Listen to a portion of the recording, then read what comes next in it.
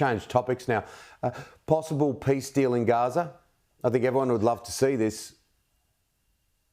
I think that is most certainly true. That the horrific, the carnage that has been inflicted on Gaza over the past year plus, year and a half, it's hard to imagine anyone would not want to see the violence come to an end. And I know when Prime Minister Netanyahu was in Washington at the beginning of this past week for direct conversations with President Trump and his team, I know many of us were hoping for signs that there would be accelerated progress towards a ceasefire deal, that something positive would come out of those conversations.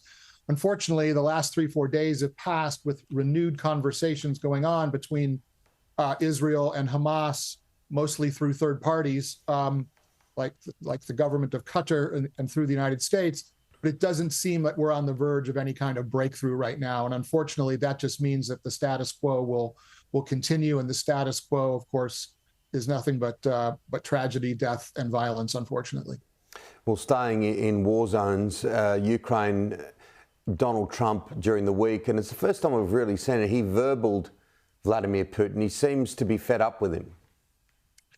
Well, it's certainly the case that that President Trump has grown increasingly impatient with Putin. He's on a number of occasions signaled that and said it quite clearly in press availabilities when asked by various reporters what his thinking was on President Trump or on President Putin.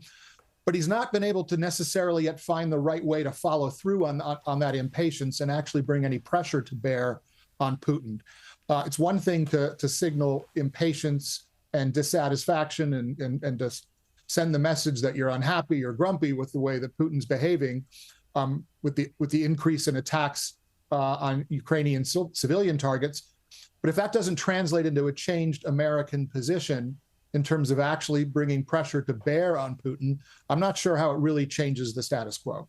Yeah, you're talking in terms of putting things in place to restrict the Russian government, which isn't really being done. Finally, and just quickly, Elon Musk, this friendship is well and truly over. And how much damage can he cause? He's the richest man in the world.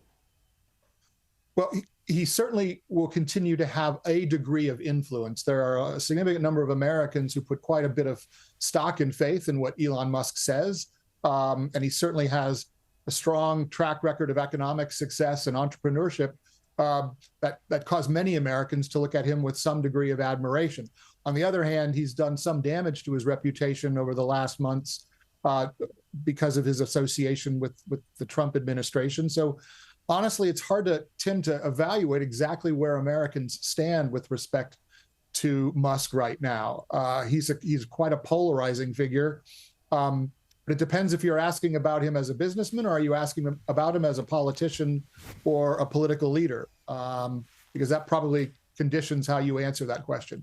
Yeah, and they all seem to be cobwebbed together, isn't it, in the world that we're living in these days? Elon Musk is a fascinating figure. Nick, good to chat. Let's do it again real soon. Plenty on at the moment. Thanks, Tim.